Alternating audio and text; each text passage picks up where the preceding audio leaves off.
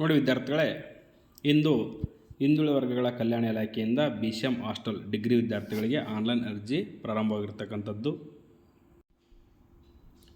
August 9ರಿಂದ ಅರ್ಜಿ ಪ್ರಾರಂಭವಾಗ್ತಾಯಿದೆ. Online ಅರ್ಜಿ ಈ ಕುರಿತು ಆಲ್ರೆಡಿ ಒಂದು ವಿಡಿಯೋ ಮಾಡಿ ತಿಳಿಸ್ಕೊಟ್ಟಿದ್ದೀನಿ.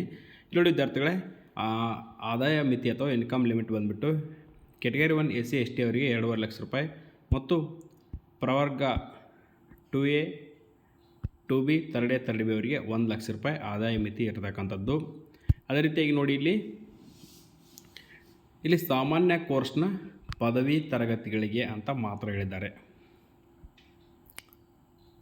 ಆನ್ಲೈನ್ ಅರ್ಜಿ ಸಲ್ಲಿಸುವ ವಿಳಾಸವನ್ನು ಕೂಡ ಇಲ್ಲಿ ತೋರಿಸ್ತಾ ಇದೆ. ನೋಡಿ ವಿದ್ಯಾರ್ಥಿಗಳೇ, ಭಾಳಷ್ಟು ವಿದ್ಯಾರ್ಥಿಗಳು ಇಲ್ಲಿ ಪ್ರಶ್ನೆ ಏನು ಕೇಳ್ತಿದ್ದಾರೆ ಅಂದರೆ ಯಾರು ಅರ್ಜಿ ಸಲ್ಲಿಸ್ಬೋದು. ನೋಡಿ ವಿದ್ಯಾರ್ಥಿಗಳೇ, ಸಾಮಾನ್ಯ ಪದವಿ ಕೋರ್ಸ್ ಅಂದರೆ ಡಿಗ್ರಿ ಅಂದರೆ BA BCom BSW ಈಗೇನು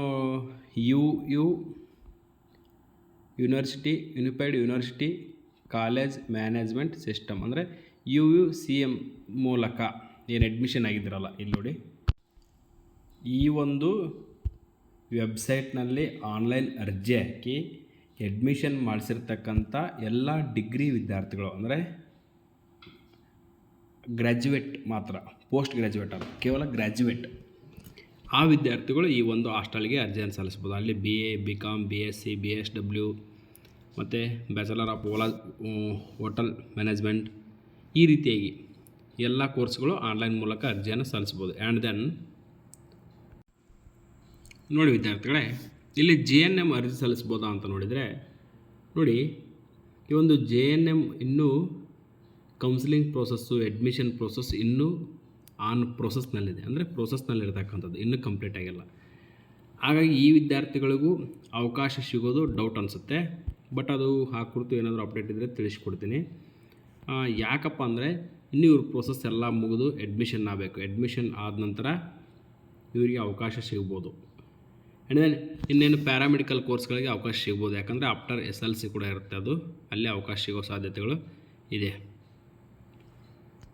ಇದು ಮೇ ಬಿ JNM ಕೋರ್ಸ್ದು ಅಡ್ಮಿಷನ್ ಆಗಲೇ ಪ್ರೋಸೆಸ್ ಮುಗಿದಿದೆ ಅನಿಸುತ್ತೆ. ಇಲ್ಲಿ ನೋಡಿ ಲಾಸ್ಟ್ ಡೇಟ್ ಜುಲೈ 22 ಇತ್ತು. ಮುಗಿದಿದ್ರೆ ಇವರಿಗೆ ಅವಕಾಶ ಇರುತ್ತೆ, ಅರ್ಜಿಯನ್ನು ಹಾಕ್ಬೋದು, ಯಾವುದೇ ಡೌಟ್ ಇಲ್ಲ.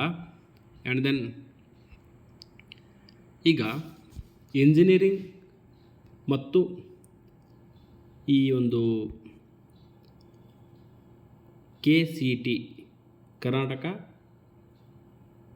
ಈ KA ಮೂಲಕ ನಡೆಸುವ KCET ಅಂದರೆ ಕರ್ನಾಟಕ ಕಾಮನ್ ಎಂಟ್ರೆನ್ಸ್ ಟೆಸ್ಟ್ ಮತ್ತು NEET UG NEET ಅಂತ ಕರಿತೀವಿ ನಾವು. ಈ ಒಂದು ಪರೀಕ್ಷೆಗಳ ಮೂಲಕ ವಿವಿಧ ಕೋರ್ಸ್ಗಳಿಗೆ ಅಡ್ಮಿಷನ್ ಮಾಡಿಸಿಕೊಳ್ಳುತ್ತಿರುವ ಅಂದರೆ ಅಡ್ಮಿಷನ್ ಆಗ್ತಿರುವ ಆ ಪ್ರೋಸೆಸ್ ಇನ್ನೂ ಮಾಕ್ ಅಲಾಟ್ಮೆಂಟ್ ಆಗ್ತಾಯಿದೆ. ಮಾಕ್ ಅಲಾಟ್ಮೆಂಟ್ ಆಗಿ ಫೈನಲ್ ಆಗಸ್ಟ್ 21ಕ್ಕೆ ಬರ್ತವ್ರದ್ದು ಬಂದು ಇನ್ನೂ ಪ್ರೋಸೆಸ್ ತುಂಬ ಇರ್ತದೆ. ಅದು first round, second round, third round ಅಂತ ಈ ಒಂದು ಟೆಕ್ನಿಕಲ್ ಕೋರ್ಸ್ ಅಂತ ಕರಿತೀವಿ ನಾವು. ಈ ನರ್ಸಿಂಗ್ ಕೋರ್ಸ್ ಆಗಿರ್ಬೋದು, ಇವುಗಳಿಗೆ ಟೆಕ್ನಿಕಲ್ ಕೋರ್ಸ್ ಅಂತ ಕರಿತೀವಿ. ಈ ಟೆಕ್ನಿಕಲ್ ಕೋರ್ಸು ವೃತ್ತಿಪರ ಕೋರ್ಸ್ ಅಂತ ವೃತ್ತಿಪರ ಕೋರ್ಸ್ಗಳು ಮತ್ತು ಅರೆ ವೈದ್ಯಕೀಯ ಕೋರ್ಸ್ಗಳ ಹಾಸ್ಟೆಲ್ ಅಪ್ಲಿಕೇಶನ್ನೇ ಬೇರೆ ಕರೀತಾರೆ. ಒಂದು ಸಲ ಪ್ಯಾರಾಮೆಡಿಕಲ್ ಮತ್ತು JNM ನರ್ಸಿಂಗ್ ವಿದ್ಯಾರ್ಥಿಗಳು ಟ್ರೈ ಮಾಡಿ. ಬಟ್ ಈಗೇನು KCET ಮೂಲಕ ಆಯ್ಕೆ ಆಗ್ತಿದ್ರಲ್ಲ ಆ ವಿದ್ಯಾರ್ಥಿಗಳು, BSc ನರ್ಸಿಂಗ್ ಇತರೆ ಕೋರ್ಸ್ಗಳು, ಆ ವಿದ್ಯಾರ್ಥಿಗಳಿಗೆ ಇನ್ನೂ ತುಂಬ ಲೇಟ್ ಆಗುತ್ತೆ. ಯಾಕಂದರೆ ಈ ಡಿಗ್ರಿ ಸಾಮಾನ್ಯ ಕೋರ್ಸ್ನ ಅಡ್ಮಿಷನ್ ಪ್ರೋಸೆಸ್ ಎಲ್ಲ ಹಾಸ್ಟೆಲ್ ಅಲಾಟ್ಮೆಂಟ್ ಆದಮೇಲೆ ಅದು ಸ್ಟಾರ್ಟ್ ಆಗುತ್ತೆ. ಅದು ಸ್ಟಾರ್ಟ್ ಆದಾಗ ಆ ಕುರಿತು ನಾನು ಅಪ್ಡೇಟ್ ಮಾಡಿ ತಿಳಿಸ್ಕೊಡ್ತೀನಿ.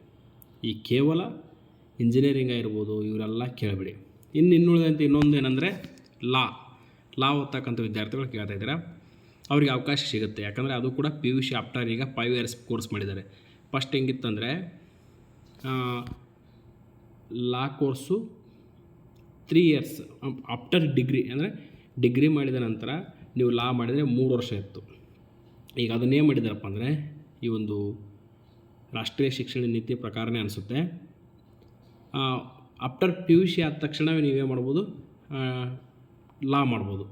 ಅಲ್ಲಿ 5 ಇಯರ್ಸ್ ಕೋರ್ಸ್ ಇರುತ್ತೆ. ಅದು ಅಲ್ಲಿ ನಿಮ್ಮದು 3 ಇಯರ್ಸ್ ಡಿಗ್ರಿ ಪ್ಲಸ್ 2 ಇಯರ್ಸ್ ಲಾ ಎರಡೂ ಮುಗಿದ್ಬಿಡುತ್ತೆ. ಅಂದರೆ 1 ಇಯರ್ ಸೇವಿಂಗ್ ಆಗುತ್ತೆ, 1 ವರ್ಷ ಉಳಿತಾಯ ಆಗುತ್ತೆ. ಅದಕ್ಕಾಗಿ ಅದಕ್ಕೆ ಅವಕಾಶ ಕೊಡ್ತಾರೆ. ಆ ವಿದ್ಯಾರ್ಥಿಗಳು ಅರ್ಜಿಯನ್ನು ಸಲ್ಲಿಸ್ಬೋದು, ಯಾವುದೇ ಸಮಸ್ಯೆ ಇಲ್ಲ. ಇನ್ನು ಉಳಿದಂತೆ ಡಿಪ್ಲೊಮಾ ವಿದ್ಯಾರ್ಥಿಗಳಂತೂ ಆಲ್ರೆಡಿ ಅರ್ಜಿ ಸಲ್ಲಿಸಿದ್ರೆ PUC ಡಿಪ್ಲೊಮಾ ITI ವಿದ್ಯಾರ್ಥಿಗಳಿಗೆ ಆಲ್ರೆಡಿ ಅವಕಾಶ ಕೊಟ್ಟಿದ್ರು.